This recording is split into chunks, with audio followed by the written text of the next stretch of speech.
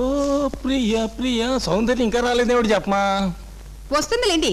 ఏమిటి ఆ పిల్లను అన్నిసార్లు కలుసుకుంటున్నారు? అబ్బే చిన్నపిల్ల కదా పాపం తప్పిపోతుందేమోనని. అదిగో మాటలోనే వచ్చేసారు. ఎక్కడికి వెళ్ళారు మా సౌందర్య జంటగా? సినిమాకి వెళ్ళాం మేడం. నేను మీతో సినిమాకి వచ్చినా పోయేది. ఖాళీగా ఉన్నాను కదా అని దొడ్లో తోట పని పెట్టుకున్నాను. ఫుళ్ళంతా పులిసిపోయింది. ఇటు వచ్చేయి అమ్మ సౌందర్య. నేను ఖాళీగా ఉన్నా కదా అని చెప్పి గొడ్ల సౌడు పని పెట్టుకున్నాను. ఒళ్ళంతా చారిపోయింది. చారుపోవడం ఏమిటి మీ మొహం? నువ్వు పులిసిపోయింది అన్నావు కదా, నేను ఆ మాట అంటే బాగుండదని చారిపోయిందన్నాను. కమాన్ కమాన్, నీకు ఛాన్స్ ఇస్తున్నావు, వచ్చి కాళ్ళు పట్టేసుకో. ఏమిటి జోరు పెరుగుతోంది? ముందు నాకు పడుతుంది ఆ పిల్ల. కాదు, ముందు నా కాళ్ళే పడుతుంది. నేను ఆగలేని వేళ. సౌందర్య, మా వాళ్ళు నాకు ఇష్టం లేని పెళ్లి కుదిరిస్తే పారిపోయి వచ్చాను. మా నాన్నగారు చాలా పవర్ఫుల్ మ్యాన్. దేశమంతా గాలించి మరీ నన్ను పట్టుకుంటారని ఎవ్వరూ గుర్తుపట్టకుండా ఇలా మగవేషం వేసుకుని వచ్చాను. ప్లీజ్ ఈ రహస్యాన్ని రహస్యంగానే ఉంచే. Birds of the same feather flop together అని నీది నాలాంటి కేసే అనమాట.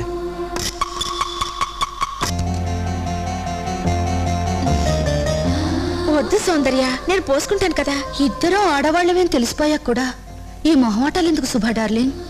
వీపు అది రుద్ది నేను పోస్తానుగా. ఇద్దరు ఆడవాళ్ళమేగా, కూర్చో.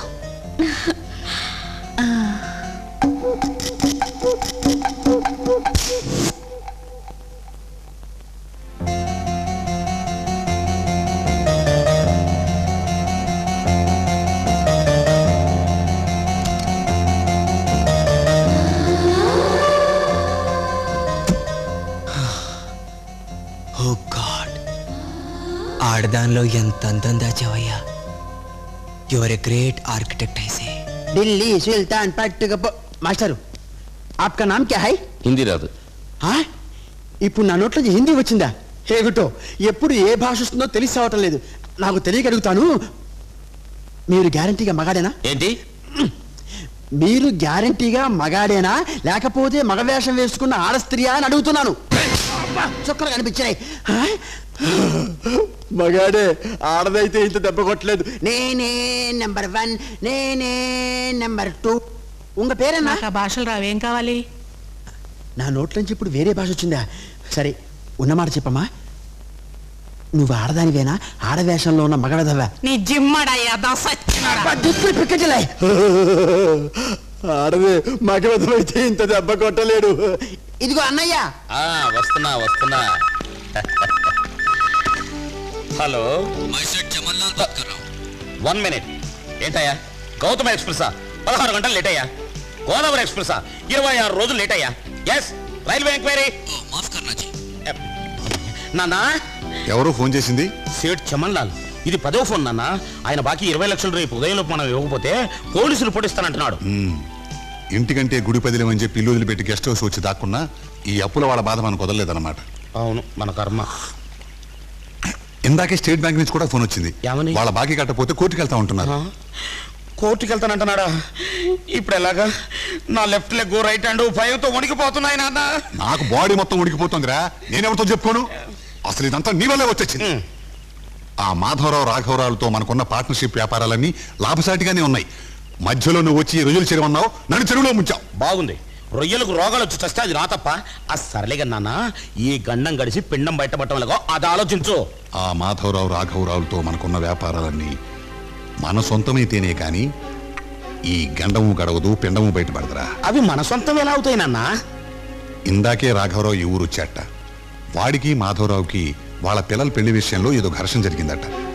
ఆ గొడవను ఆసరాగా తీసుకుని మన బెడద తీర్చుకోవాలి. అంటే 2 birds at a shot. ఆ ఇద్దరి పేడ వదిలిపోయి వ్యాపారాలు మొత్తం మన చేతికొచ్చే గొప్ప ప్లాన్ గురించి ఆలోచిస్తున్నాను. ఒక పార్ట్నర్కి చావు, ఆ హత్యానేరం మీద 2వ పార్ట్నర్కి జైలు, 3వ పార్ట్నర్కి అంటే మనకి కోట్లు. షో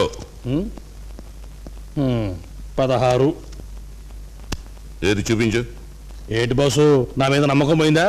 చూడు. నమ్మకం ఇప్పుడు కాదు బావా, ఎప్పుడో పోయింది. నేను చూపించిన గుంటను నువ్వు పర్సనల్గా దాచేసుకున్నావుగా, అప్పుడే పోయింది. గుంట పెంట నేను దాని అసలు ముట్టుకోలేదు బాసు. దాని భావనంటూ ఓ కోన్ కిస్కా గడి దిగాడు. నాకు ఒళ్ళు మండి ఇల్లు ఖాళీ చేసి పొమ్మన్నాను.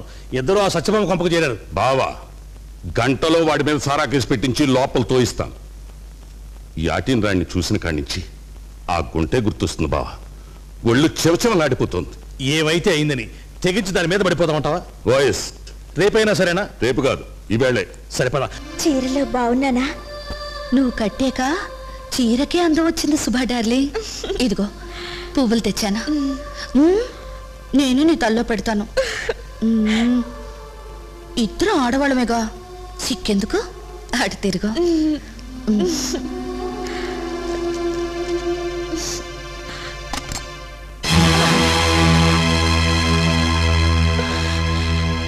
విజయ్, ఈ పిల్ల ఇన్నాళ్ళు మగానంటూ అందరినీ మోసం చేసింది. పోన్లే గురు, ఇద్దరుంటే వాటా అక్కర్లేదు. ఎవరి కోటా వాళ్ళు తీసుకోవచ్చు.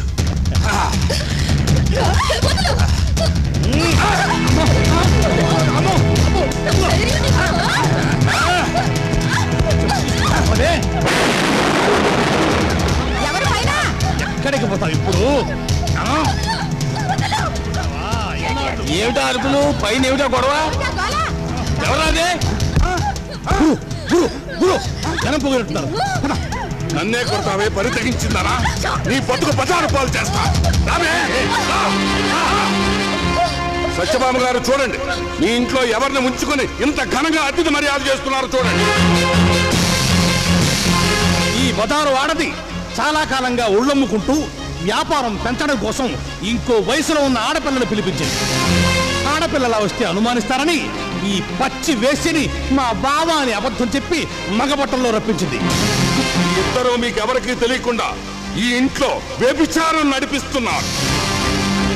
మర్యాదస్తుండే కారణి ఇక్కడ ఇటువంటి అప్రతిష్ట పనుల. నా అనుమానం నిజమే. ఈ మగపిల్ల ఆడపిల్లే. అమ్మయ్యా, ఇప్పటికి నా టెన్షన్ కొద్దిగా తగ్గింది మహాప్రభు. మీరు కొంచెం తప్పుకుంటారా? ఏమే ముదరష్టపుదానా? నీ మంచితనం అంతా నటనమాట. నా కన్ను కప్పి నా ఇంట్లోనే వ్యాపారం పెడతావా? నీ దేవసం పెట్ట.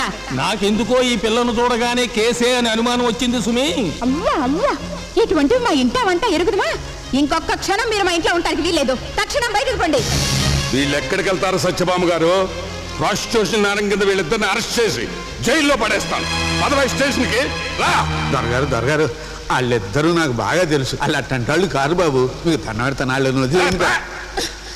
సత్యభామ గారు, నేను చాలా కాలంగా ఒళ్ళు అమ్ముకుని బతుకుతున్నానని ఈ ఘనత వహించిన ఎస్ఐ అభియోగం. చూడండి, నేను ఒళ్ళు అమ్ముకోగలనా? చెప్పండి, నేను వీటిని ఆకర్షించగలనా? వ్యభిచారం చేయగలనా? మాంసం వ్యాపారం చేయగలనా? చెప్పండి. అమ్మయ్యో అమ్మయ్యా, ఈ ఆడపిల్లడు నేను అనుమానించినట్టు పిల్లాడే. నా బీపీ తగ్గిపోయింది మహాప్రభు. నేను మామూలు మనిషినైపోయాను. నా పేరు హరి. కొన్ని వ్యక్తిగతమైన కారణాల వల్ల నేను ఆడవేషంలో ఈ ఊరికి రావాల్సి వచ్చింది. వచ్చిన దగ్గర నుంచి నా మీద కన్నేశాడు ఎస్ఐ. ఏమాత్రం వీలు చిక్కినా నన్ను లొంగ తీసుకోవాలనుకుని విశ్వ ప్రయత్నాలు చేశాడు ఎస్ఐ. ఆ తర్వాత నన్ను ఈ మన్మథులకు అప్పగించాడు.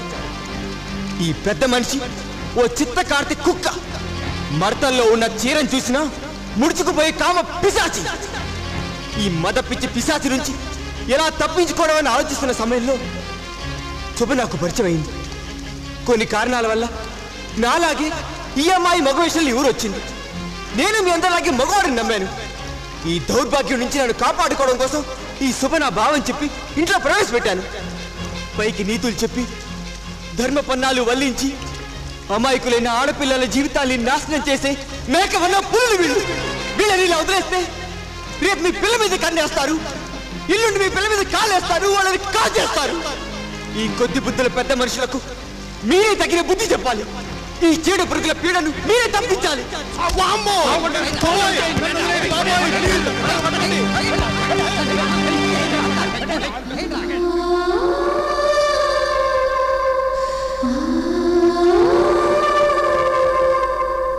బాబు హరి, ఏమీ అనుకోకో. నిజానిజాలు తెలియక మాట తూలాను. నేను తూలినట్టు తూలాను. ఏమనుకోకు బాబు. సత్య, ఎప్పుడు కృష్ణతోటి ఒళ్ళు పట్టించుకోమని గోల్ చేసేదానివిగా. సరే, నీ మాట ఎందుకు కాదనడం? ఇవాళ నుంచే పట్టించుకుంటాను. రా కృష్ణ. ఇదిగా అదే ఉత్తినే అన్నాను. ఉరవకో, వాన వెలిసిందిగా. యారో జనం నన్ను చితకబాదారని భ్రమపడుతున్నావా? పొరపాటు, నేనే కాలు జారిపడ్డా. ఇక్కడ నువ్వు పోరా నీతి లేని యదవ. ఇలాంటి యదవల దగ్గర పనిచేసే కంటే బస్ స్టాండ్ లో అడుక్కొని తినడం మంచిది. చిచ్చి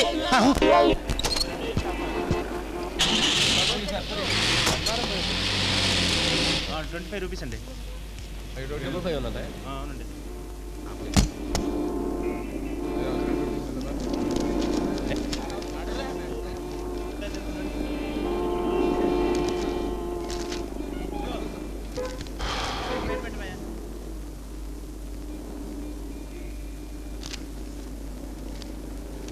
భాను,